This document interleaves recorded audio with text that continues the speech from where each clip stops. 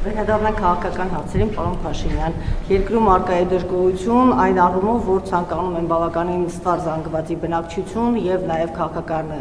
կազմակերպությունների ներկայացուցիչներ ոչ ասելու միանձնյա իշխանությանը։ Այս իշխանության հանդեպ դեմ են արտահայտվել նաեւ այն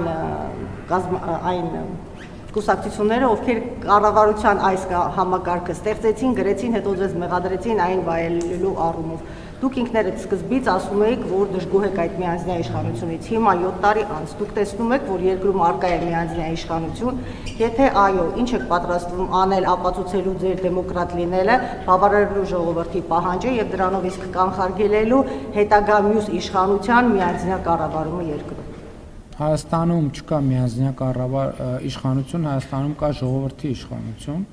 եւ ժողովուրդը իր իշխանությունը ձևավորում է ազատ ընտրությունների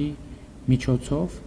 եւ ինչ վերաբերվում է կառավարման համակարգի հետագա բարելավումներին, դուք տեղյակ եք, որ մենք պլանավորում ենք նոր սահմանադրություն առաջարկել Հայաստանի Հանրապետության ժողովրդին եւ ժողովուրդը հնարավորություն կունենա որոշում կայացնել։ Իհարկե ես արդեն առիթ ունեցել եմ ասելու, որ նոր սահմանադրությունը ընդունելիս շատ կարեւոր է հաշվի առնել եւ կենտրոնում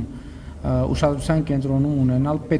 պետության զարգացման եւ հարատեվության օրակարգը եւ ցանկացած սահմանադրություն պետք է պետության զարգացման համար պատշաճ պայմանական ասած այրոդինամիկա ապահովի եւ դա պետք է տեղի ունենա։ Հայաստանում չկա անձնիշխանություն,